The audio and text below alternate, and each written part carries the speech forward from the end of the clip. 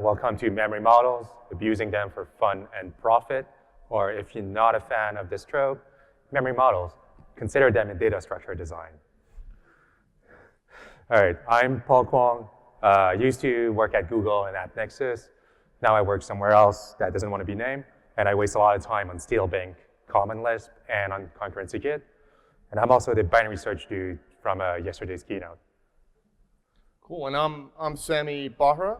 I am the co-founder of Backtrace, working on debugging tools and databases, and most of my career has been spent working on performance and reliability at various enterprise workloads. And before that, in academia, I worked in multi-core. All right, so today we are talking about, horrible position, all right. Today we're talking about our experiences building high-performance concurrent data structures that have billions of CPU hours underneath their belt. In particular, we're gonna present 4 different techniques that are generic, something you can all take home, that are very close to optimal for TSO and x86. So, concurrent, bit of background. So concurrent data structures, a lot of us will typically rely on traditional synchronization primitives to implement concurrent data structures, such as blocks, etc. A lot of you may have heard of non-blocking data structures. You'll hear terms like lock freedom, wait freedom, etc., etc. Unfortunately, a lot of the generic non-blocking data structures are not a silver bullet. There's a trade-off, at the very least, in fast path latency. Over here, we have a comparison of a lock-free stack compared to a lock-based stack on an x86 box. And you can see that the lock-free stack has higher fast path latency. So a lot of generic concurrent data structures that are non-blocking will tend to have this property. There is additional complexity on the fast path. But, as a result of this, you actually have a lot of FUD. Right? A lot of people are like, never use lock-free data structures. They make your systems more complex. They're slow, et cetera, et cetera. You can actually have the cake and eat it too if you are able to specialize for your workload and for your memory model. And that's the piece that we're going to focus on in this talk. So we're going to start off with a bit of background on some basic concepts like cache coherency, memory models, et cetera, and then dive right into the cool stuff we built. So, as I said, this previous comment is not really true if you can specialize. A lot of high-performance concurrent systems today leverage these advanced data structures in order to achieve performance. This is an example from the FreeBSD kernel. They're able to achieve significant improvements in UDP in the network stack by adopting epoch reclamation and RCU techniques, which we'll be covering here. So they switched from the traditional read-write locking and reference counting to something else, which is not as popular, though it should be, and they got huge performance gains. So these advanced concurrent data structures, as I'd mentioned, are hard to design, they are hard to validate, but you can simplify things by limiting the number of readers and writers, relaxing your correctness constraints, and considering the memory model you're building on. So the various techniques that we're going to share with you today do make these trade-offs. They either relax correctness, limit writers, and or are optimized for TSO.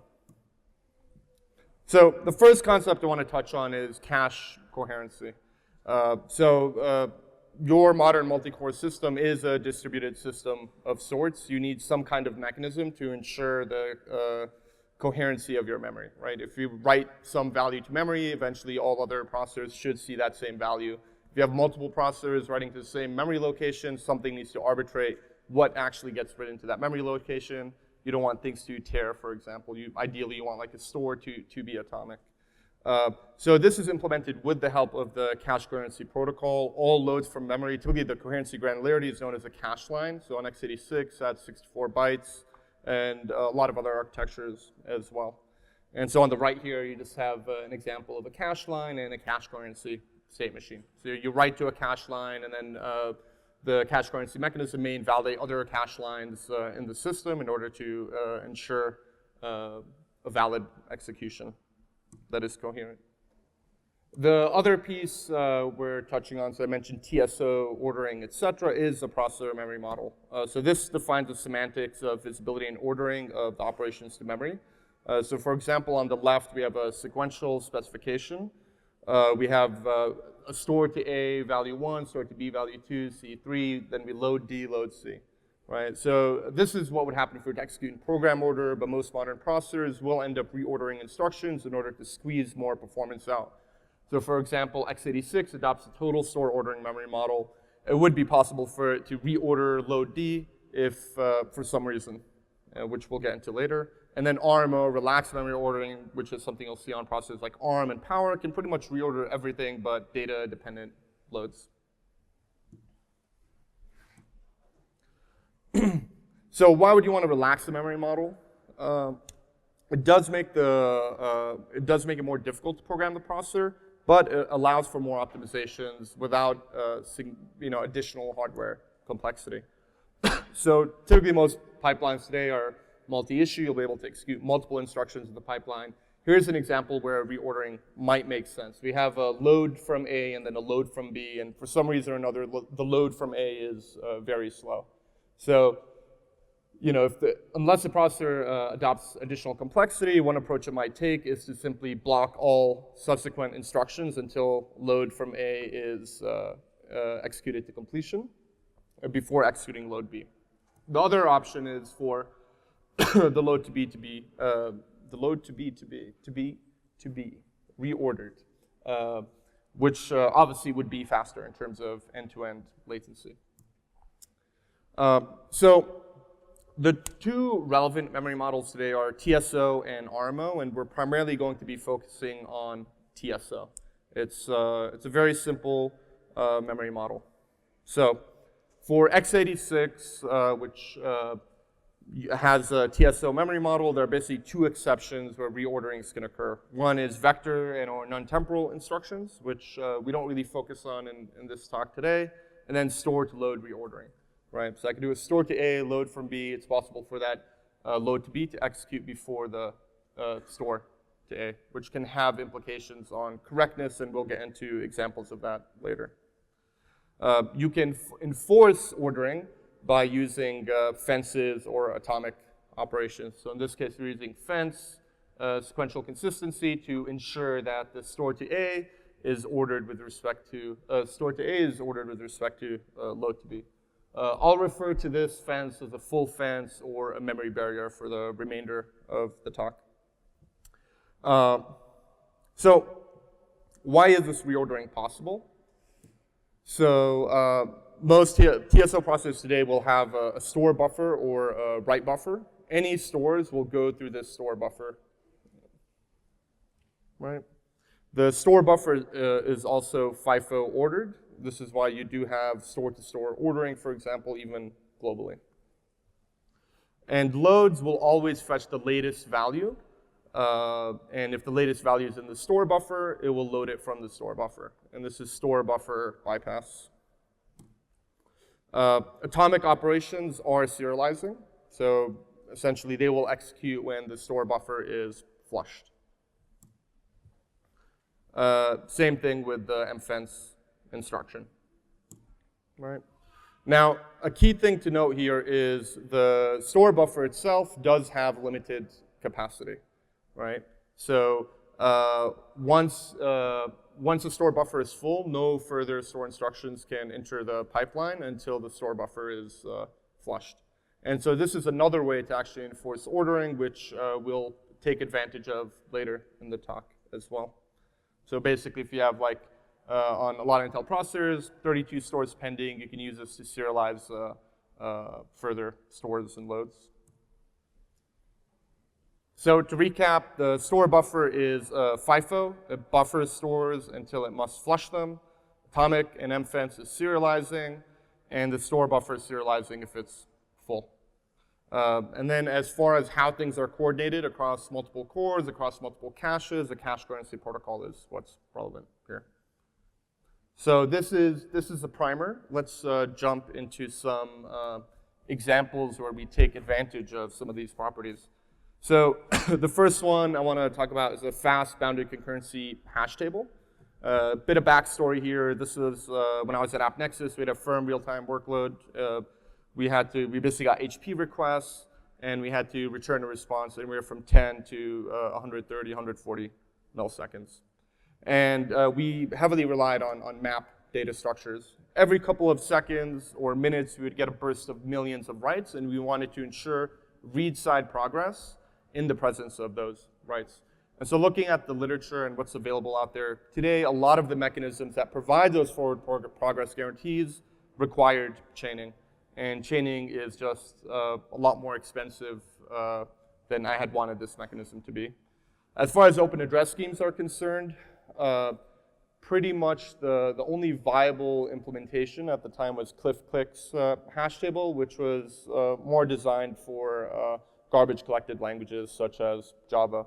So it is possible to use this in a language such as C++, but you would either require copying the key or having some really weird API constraints. So I wanted to avoid that.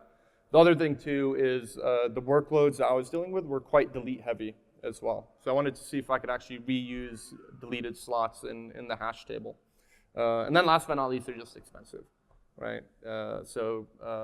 Click's hash table have concurrent swaps, et cetera, on the fast path. So I went down the journey of, okay, what can I do to simplify this? So a couple constraints. I don't care about termination safety. If a thread dies, a process dies, we'll just restart it.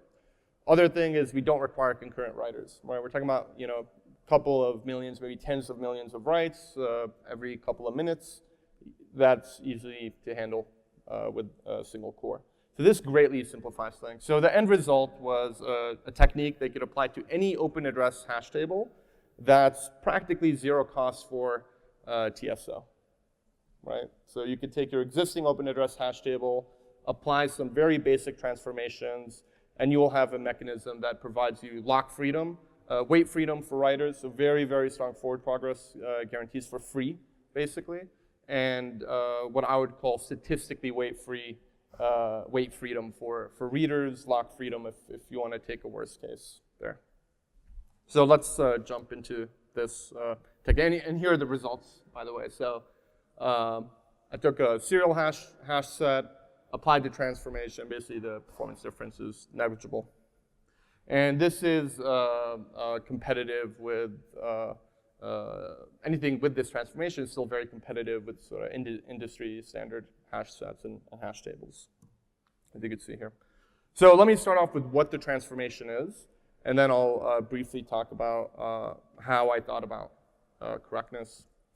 All right, so on the get side, when you actually want to get a value from the hash set, we're basically going to consider three things here. You have a key, a value, and then for simplicity, we'll just have a global version counter. On the get side, you just want to load that version counter, and then you do your probe sequence, you load the key, you load the value, it does have to be in that order, and then you load the version counter again. And if the version counter changed, you retry the read. Very simple. And then on the right side, you do your probe sequence, you find a slot that you want to update, and if the slot that you're updating contains a tombstone, you update the version counter, and then you just set the value, and then set the key. And then for deletion, you just set the tombstone. So very, very simple transformation. So let's walk through a state tree. This is how I thought about correctness for this. So what we're going to do is walk through a state diagram transitioning from an empty slot in the hash set to deleting that slot and then reusing the slot. Typically, the only window of inconsistency is if you are moving key value pairs across within the hash set or hash table, or if you're reusing a tombstone. So that's really the case that we care about avoiding. So over here, we have key value version counter. So the key and value are empty. The version counter contains some value D. We go ahead and store value V into the value field. So now we have EVD that is externally observable. We will go ahead and store the key now. So now you have KVD, and that's pretty much it. So now we've inserted a new value into an empty hash set, and the only potential value that the reader could observe would be EV or KV. In the case of EV, obviously that's invalid, and it would ignore it, right? All right, let's do deletion. Pretty trivial code path, so we'll just insert a tombstone in the key, and then it'll be ignored, right? This is where things get more interesting. Let's say we wanted to recycle this slot and write the tombstone. What we're going to do is increment the version counter. So now you have D prime. Assume this version counter is monotonic. And now we'll go ahead and insert the new value, V prime. Whoa. And then we will go ahead and insert K prime, right? So obviously the problem here is someone could observe V prime K. In other words, you have some other value for some other key, and then some old version of the key, right? So like, a reader could come in, they could go ahead, read this key, some stuff happens on the right side, and then it ends up reading V prime, right? But the version counter protects us from this. So if you were to observe V prime or K prime, you're guaranteed to also observe D prime. If you were to observe V or K, you're also guaranteed to observe D, right? So that's pretty much it. Now this same mechanism can also be used for modifying probe sequences. This is what makes this generic in the sense that you can apply it to all sorts of open address schemes. We've applied this to a double hash variant with linear probing at the first level, as well as Robinhood hashing, right? And basically all you need to do is insert the new key value, insert the key value pair in its new location, increment the counter, delete the old location's value. Throw some tombstones in there. And that's pretty much it. So what have you achieved? We have, one, we took advantage of single writer here to be able to just use regular store operations. There are no atomics, which tend to be a lot more expensive. The insertion path only relies on store-to-store ordering. The load path only relies on load-to-load ordering, which we basically get for free in TSO. So you have something very fast. That's the first technique I wanted to present, and I'll share a link later at the end of the talk if folks are interested in learning more or trying it out. And shout out to folks, when I first built this, I'd reach out to a bunch of people, some of them in the room, Maggot, Paul, who also helped review this. All right, so second thing I want to talk about is epoch reclamation. So I'm going to talk about how we were able to use specialization to scale RCU, and I'll talk about what RCU is, to millions of user space threads, events, fibers, whatever you want to call them today, as well as remove a very expensive memory barrier for busy systems. So what am I talking about when I say RCU? So RCU, safe memory reclamation, etc., protect us against read reclaim races. That's a primary use case for them. There are other use cases as well. And a read reclaim race happens when a thread is reading some object in memory, and then that object is destroyed from underneath it while it's doing a read. Bad stuff happens, right? So usually most people will protect themselves from this using locks and reference counting. But the problem with the locks and reference counting is they're slow, they're error prone, and they don't work for more advanced concurrent data structures like lock-free data structures. For me personally, my primary motivation for using these mechanisms is actually not performance typically, it's actually simplicity and ease of use. So in our code base, developers never have to worry about reference counting or anything like this. It's some magic that happens behind the scenes. And so one of the key operations RCU introduces is a synchronized operation, right? And this allows the writer to wait for all potential readers to have observed previous writes. So for example, we have some data structure here called in. We're going to remove object O. We want to delete it. We'll call synchronize, and then we'll go ahead and destroy O, right?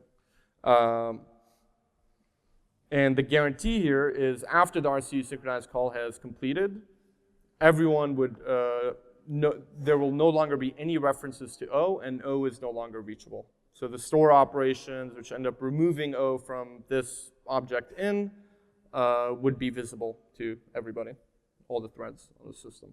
So a very simple implementation could just use a global counter. Again, this is TSO in this situation. And what we do on the right side is we remove O, and then synchronize can be implemented this way. We'll go ahead and increment some global counter. It's a 64-bit counter, never overflows, with atomic inc. And then we'll go through all the threads and check whether the threads have observed the new value of incremented to, right? And then once that has occurred, I could go ahead and destroy O. On the read side, I perform the read, I use O, and then once I'm done with O, I'm in an idle state, I'll go ahead and just load the latest value of the counter. So the guarantee here, if the reader observed the new counter value, then it must have observed the prior stores as well.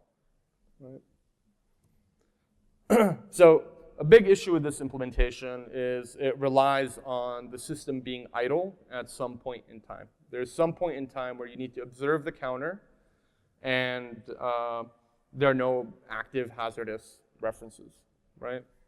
The other challenge here is, and this is called a quiescent state, right? The other challenge is an application with thousands, to millions of events or fibers may never have a quiescent state. There may never be an idle state, right? So, we have the problem of having to wake up threads occasionally just to observe the counter, which may not be possible. And then in addition to that, we have the issue of no forward progress because there is no quiescence, right? So let's talk about the first problem, detecting idleness. So a very cheap way for us to do this is to use a flag, right? So the right side doesn't change that much. So basically, we'll loop through all threads. If any thread is idle, we will ignore it. On the read side, we will go ahead and set the flag before performing any further operations. Pretty straightforward. But the problem we suffer from here is store-to-load reordering with TSO. So we actually end up needing this very expensive memory barrier now on the fast path, right? So ideally, we would like a way to get rid of this, right? So we have a solution, but it kind of sucks because we have this fence. But let's move on for now. So we have a solution for idleness. We have to pay with the fence. The other problem we have is on a sort of modern event-based system or system using fibers, et cetera, having a counter on every fiber is not going to scale, right? We're going to have what's the writer going to do? Scan counters across millions of events or fibers? No, that sucks. So we can change the semantics of this counter and bound it and take advantage of this later. So epoch reclamation will bound the counter to 3 distinct values. So we're going to start using this semantic. So assume that the counter can only have values E0, E1, and E2, right? What the writer will do is if all threads have observed E0, the current counter value, then it'll increment it. And then it'll do this again. If all threads have observed E1, it'll increment the counter again. And at this point, now we have the guarantee that anyone at E0, any operations prior to E0 are visible to all threads, and we have a safe point, a grace period for at which point we can actually do the physical destruction, right? Here's a diagram. All right. Cool. So the nice thing about this is now at any point in time, there are only 2 distinct epoch values that are active. And so a very cheap optimization we can make here is to attach reference counts to any of the possible epoch values a thread may observe. And when the reference count to the old epoch value reaches 0, then we could update the thread record, the epoch value to the latest one that was observed on that thread. And the change is pretty simple. So now every thread, you have this my thread variable that has a record that stores a value, will contain a reference count to 2 potential epochs. And then on the read side, all you will do is every time before you make a hazardous reference, so over here we've already set active to 1, right? We've already set active to true and paid for the fence, right? Now, every time you make a hazardous reference, you'll go ahead and observe the global counter and then increment the reference count, the relevant reference count, right? You do some work, And then once you're done with that work, you can go ahead and decrement your reference count. If you have a reference to another epoch, and that other epoch is newer than yours, and there are no more epochs to your older epoch, then you can go ahead and update the thread record epoch to the new global epoch value, right? So let's just review this. So the change we made is records, OS threads now have 2 reference counts, and then every event or fiber must cache an observed epoch value. Some side effects of this change is now we can make forward progress without relying on quiescent state per fiber, per event, et cetera, et cetera. This scales now with parallelism, not with concurrency. When a thread is busy, we actually don't require that fence anymore, right? So for a lot of workloads that heavily make use of events, fibers, et cetera, you only have to pay for the fence when you're going from a completely idle system. Once your system is loaded, you don't pay the cost of that fence on TSL. So end result, we have a state-of-the-art safe memory reclamation mechanism. It scales with parallelism rather than concurrency, no atomics or serializing instructions on the fast path, and we don't have to play any complex operating system magic on the fast path either. And we'll get into that complex magic shortly with Paul. Cool, so that's the second technique. I'll hand it off to Paul. Thank you, Samy. That's my glass of water. All right. So far we've seen a technique to wait until everyone was done doing their work so we could go on with our life and delete data. We're going to do the dual here. How do we wait until we have more work to do? So the classic solution is,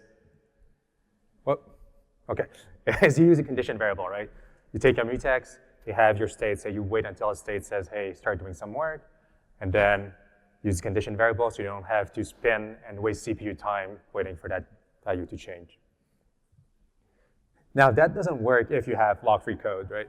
The condition variable needs a mutex, and if you introduce a mutex, then what's the point of having all this log freedom? So we're going to introduce an alternative to condition variables. They're called event counts, and we're going to implement a specialization of the generic event count protocol that is specialized for x86 and x86-64, and for the case where there's only one thread that is notifying the presence of new work or changing data. All right, so first, why do condition variables have to be locked? So let's see what happens if we were to try to use condition variables without locking. We could first get lucky, right? So we have the writer, it changes the data, it wakes the waiter, there's no one to wake, so nothing to do. Then the waiter comes in, observes the data, enters the wait queue, and this is safe because the next data change from the signaler will also wake up that waiter, so eventually we'll observe a data change and wake up. However, we could also be unlucky. We could start by the waiter observing the data, and then immediately after, the signaler comes in, changes the data, wakes up any waiter, but no one's waiting yet. And then the waiter says, okay, I've observed this data, I need more. Now you're stuck, you're gonna sleep forever. So the problem here is that the condition variable interface is edge triggered, and that forces locking. It's kind of like back in the day, you would talk to your friend, say, call me when something happens. You go back home, it takes you a half hour to get home because, I don't know, you're riding your bike, and during that time you miss the call, so you don't know that something has happened. What's the solution here? Does anyone remember this thing? Yeah, it's an answering machine, okay. So let's try to figure this out here. Could we add some sort of additional step in the read side so that we could detect when a change has happened while we were reading the data? And that's what event counts do. What the idea here is that we're gonna add a cookie and wait on the cookie and only sleep if the cookie has not changed since our previous read. So again, the same two scenarios. First, the signaler changes data, regenerates the cookies and wakes up any waiter. There's no one here, nothing to do, great. The waiter comes in, reads a cookie, observes the data, and says, all right, wake me up next time there's a data change. So it's gonna wait on the cookie, it's gonna say, all right, I'm gonna sleep, but only if the cookie is still the value that I observed at step 1 before reading. And this is how this saves us in what was previously the bad interleaving. The waiter is gonna come in, read the cookie, observe the data. Then a writer comes in, changes the data, regenerates the cookie, and that is a wake up, but it is also a change of the current epoch value. And then the waiter tries to conditionally sleep on the cookie, immediately observe that the cookie has changed, so it doesn't sleep, and goes back, hey, there's something new to process here. All right. So in practice here, this cookie is as simple as a generation counter, just an incremental version counter. So what are event counts good for? Well, they're classically very good for work queues. If you have a reactor or a thread pool, you would like them to go to sleep when there's nothing to do, but also you want them to wake up as soon as a new work unit comes in. Again, also good for just in general log-free containers when you read the data and then say, all right, next time there's a change, maybe I want to do something else. Or in general, whenever you'd use a condition variable, but you don't need the locking. And the goal here by avoiding the locking is to preserve lock freedom, to make sure that no one thread can prevent every other thread in your program from making forward progress. And that's how we control tail latency. But also, we don't want to spend forever. We want to eventually be able to sleep and let the operating system make good use of the CPUs. Okay, in fact, we can even use event counts as an alternative to condition variables. Here's how I like to think about this. Condition variables is kind of like a monitor, except you can have finer grained queues. You can have multiple condition variables for one mutex. With event counts, now we can also have finer grained mutexes. We can have M mutex and event counts, and the relationship between the two is arbitrary. It's up to us. So I like to use this a lot when I implement log striping on a data structure, and the weight condition are not easily shardable. Then we can have multiple stripe logs and a single event count that preserves correctness. Okay, so how are we going to best with event counts here? So classic event count would be like the one in Folly. We're going to use one atomic fetch and add on the fast path, and so the uncontended notify takes roughly 24 cycles. We're going to specialize this for single writer, for x86 or x86-64, and that will let us move work to the waiters, to threads that are trying to sleep anyway. And the result is the single writer CKEC, where an uncontended notify takes 8 cycles and no atomic. Okay, so the core of event counts is waiting or blocking with operating system support. We're going to use a primitive that is known as a freetext on Linux. So that's 32-bit integers anywhere in physical memory. And there are two operations. One is a conditional wait, enters the wait queue on that address if the value is what I expect, and freetext wake, which is just wake everyone who's waiting on that address. And wait and wake are atomic with respect to each other because they're synchronization in the kernel. So that's what makes this useful. Windows has essentially the same primitive, except it's more powerful. And now freetext is extremely easy to misuse, so that's why I only use freetext wake, freetext wait. And there's a ton of other operations. They all tend to be either extremely hard to use correctly or completely unscalable. So there you go. Okay, so given a freetext, how are we going to implement just a classic multi-writer event count? So what we're going to do is we're going to encode 2 bits of information in our 32-bit freetext. It's going to be in the low bit a flag that says, is anyone waiting to be woken up on this event count? And then a 31-bit counter for the rest of the freetext. So for a real implementation of a classic multi-writer event count, you could see Folly. And here's how we might use it. Let's say you have a ring buffer, and you want to be able to pull work from that read buffer, but at some point the ring buffer is empty, and you want to enter sleep. So what you do is you see prepare wait from the event count. That's going to give you a cookie. Then you try to get work from the work queue. If you don't find anything, you then enter wait on the event count, and you do the same thing when you get woken up. Eventually, you're going to get something to do, and you return from your prior work. So this means that when you add more work to the ring buffer, there's one additional step. In addition to pushing to the ring buffer, you also have to remember to notify the event count to wake up any sleeper. So how is prepare wait implemented in our scheme? Prepare wait is simply reading the counter value. So we load the epoch, and we shift right by 1 bit to just clear out the flag because that's irrelevant to us. And then when it comes time to wait, we're going to use a concurrent swap to make sure that the counter value has not changed and to transition the flag from 0 to 1. This concurrent swap can fail for 2 reasons.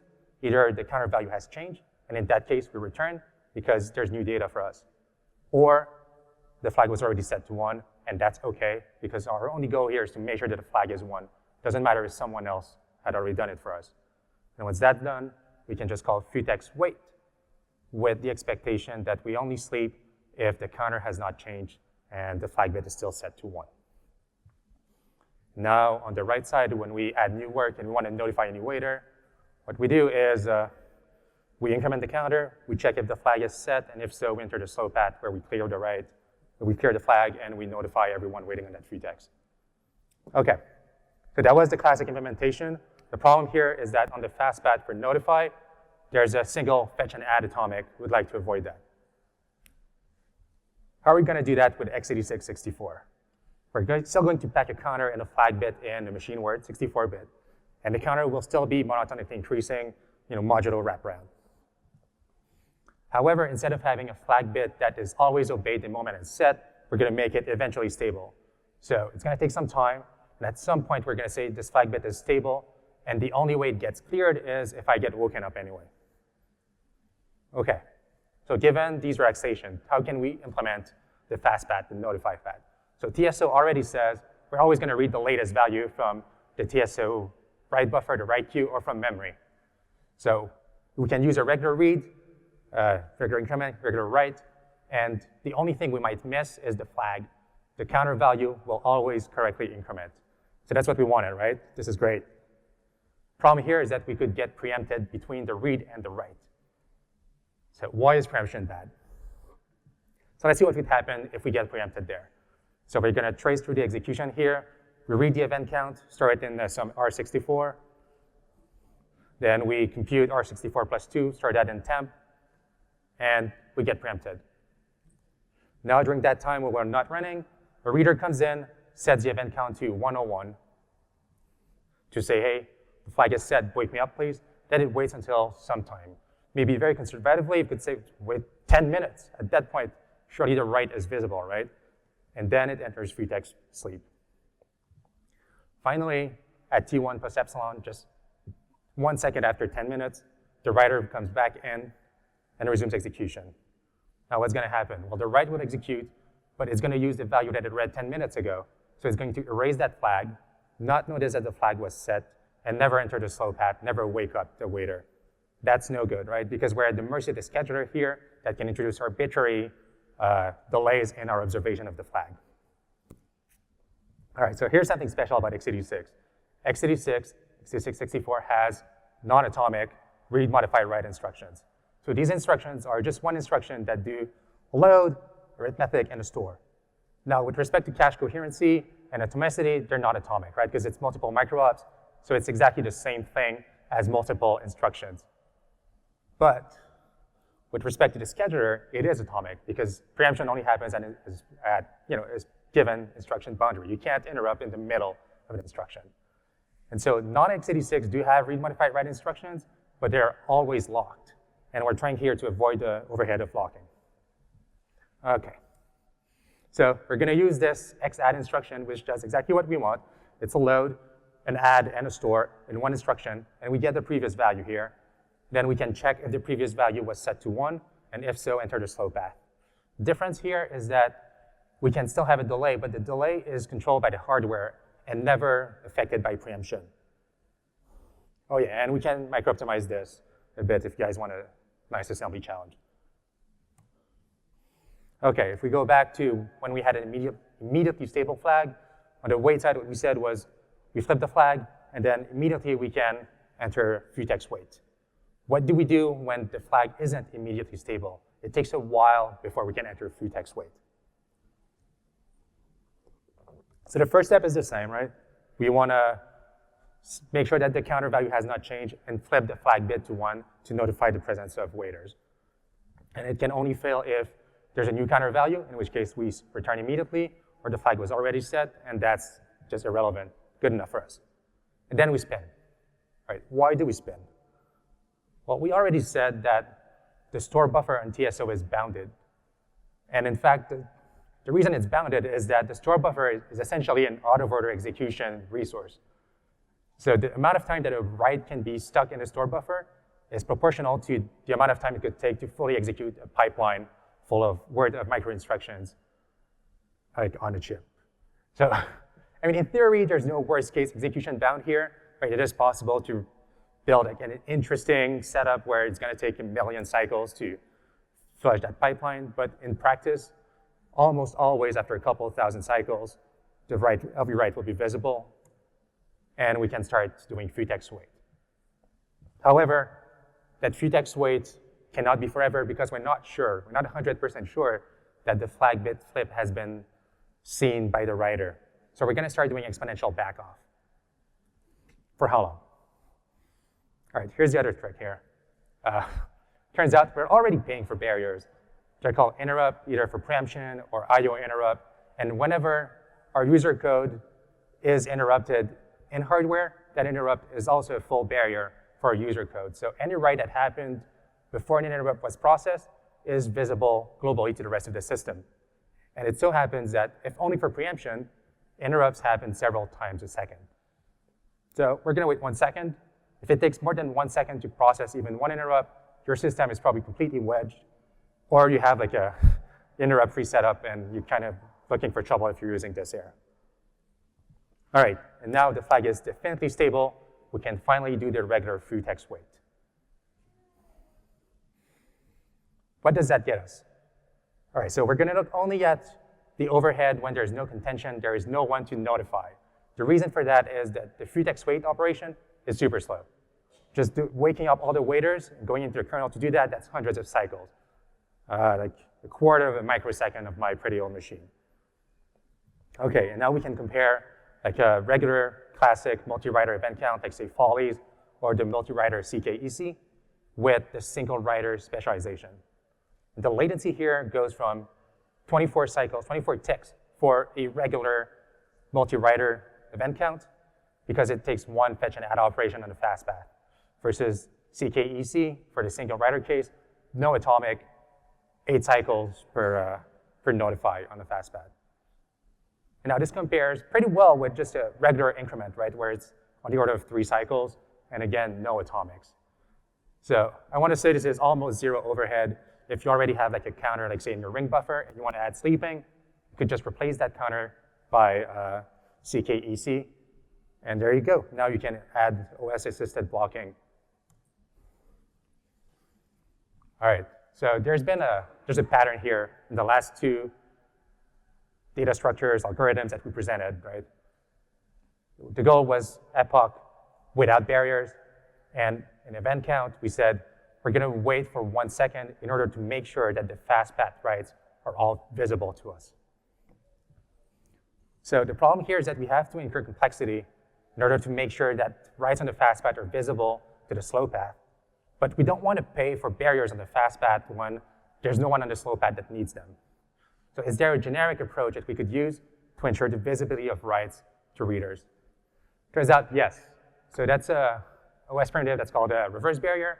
And the idea here is that the slow path can go to the kernel and say, inject a barrier everywhere dynamically when I need it. And that will ensure visibility of every write that happened on any other core in your system once the reverse barrier returns.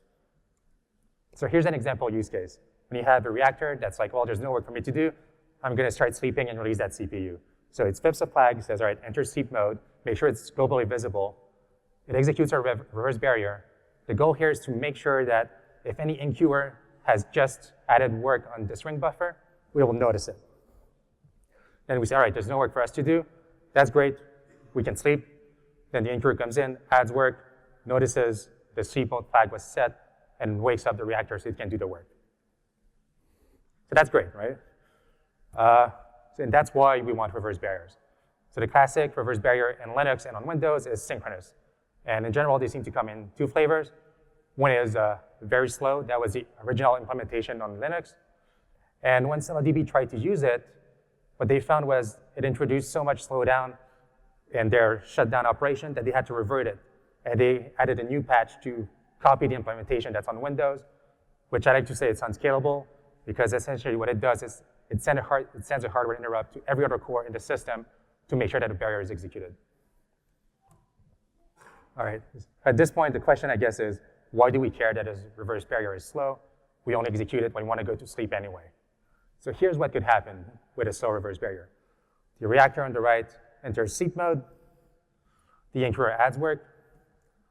The reactor executes its reverse barrier. And then it's a very slow reverse barrier. 10 milliseconds later, it's still in the kernel. Finally, it returns, and it notices that it has work to do. So while the usual latency on a work unit for this reactor might be 1 millisecond, if it happens to come in the middle of reverse barrier, now we added 10 or more milliseconds of latency. That's a ton of jitter, not great. Okay, so what are we going to do about this? How can we avoid wasting time in this synchronous reverse barrier? Well, we could just make it asynchronous. So what's the basic idea here?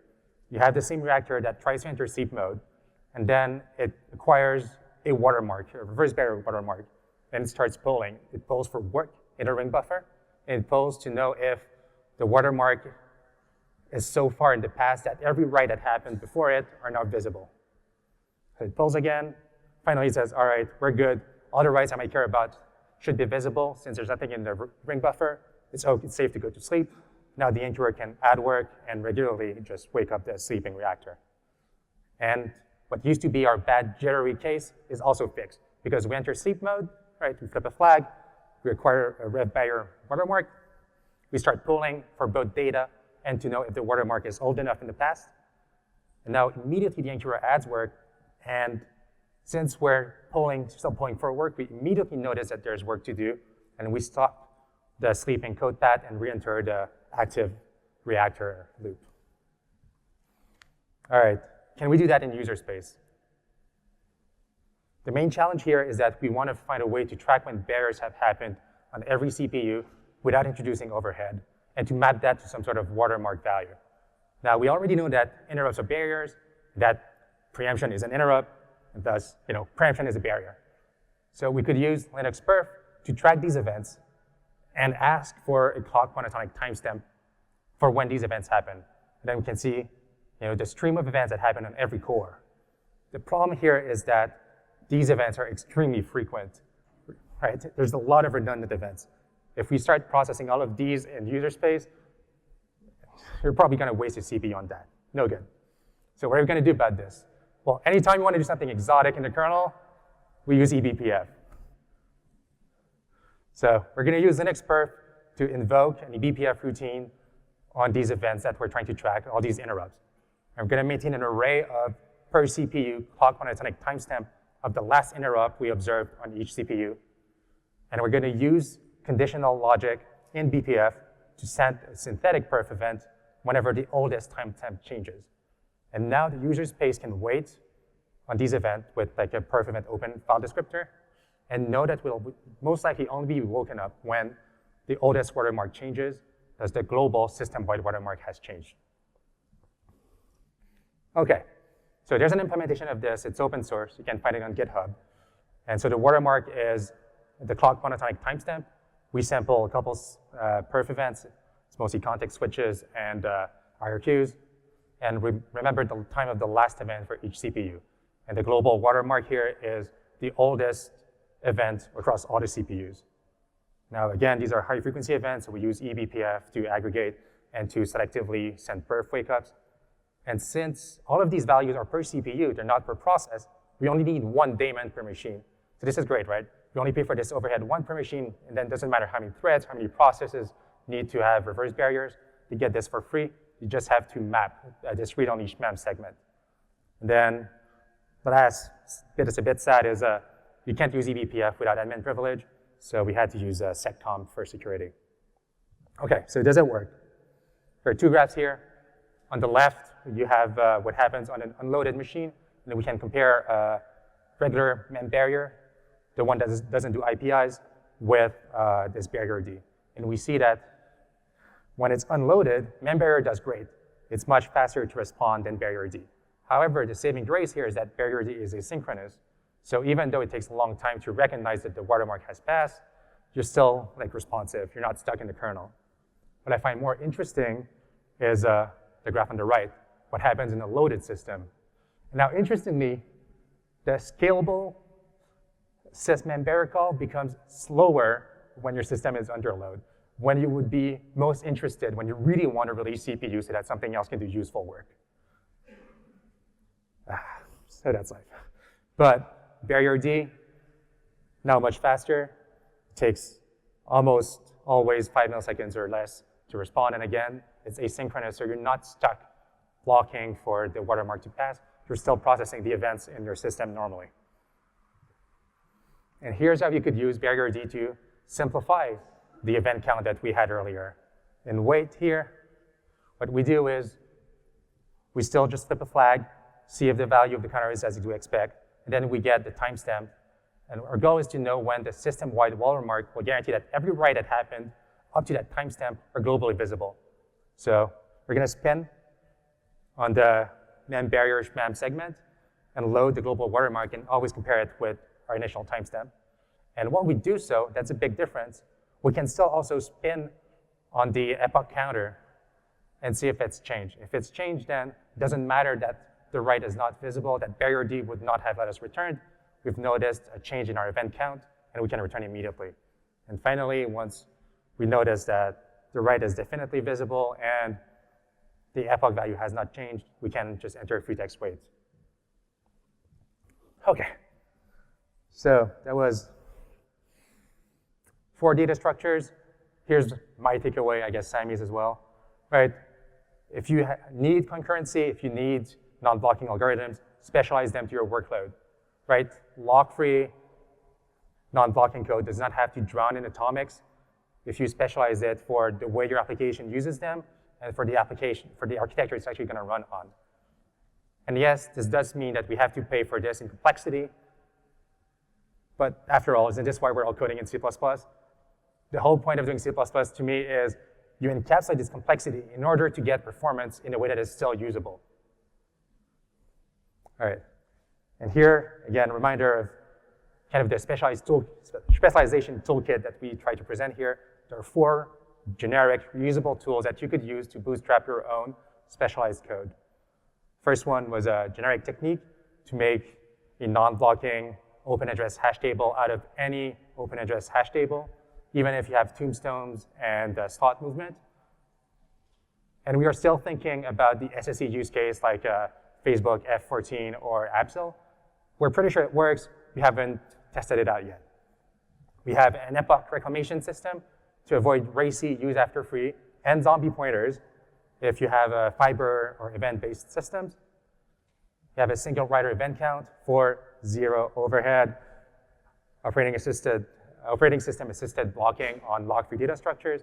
You have an asynchronous reverse barrier with barrier D that lets us wait for barriers in the fast path without paying for it with actual hardware fences. Do you want to take it? You can take. Thank All right. you. Question.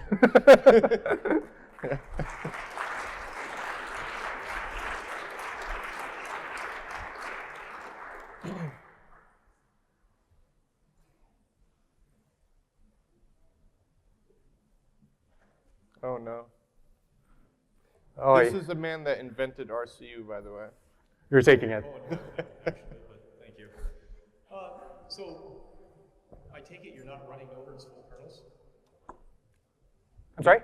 You're not running Linux kernels that have the Novert's full CPU set, which could potentially never get interrupted? There's a ton of echo. Or does your BPF work around make it so you don't have to worry about that? Did you get? I proposed, Paul, maybe you could not use the mic and then we'll repeat your question because there's a lot of echo.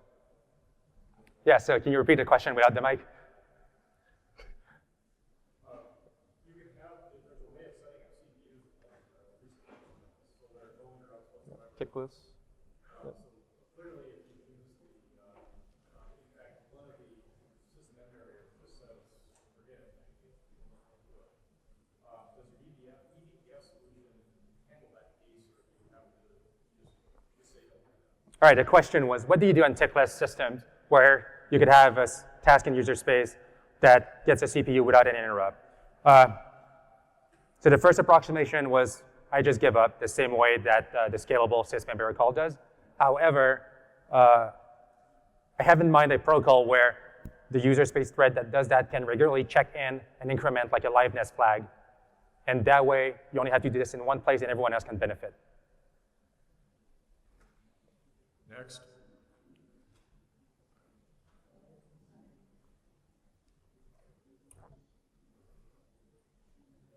Cool, thank you. These are our emails, Twitters. We're also, just feel free to grab us if you want to talk offline as well. And then there are links at the bottom if you want to read more about this stuff or see code. All right, thank you.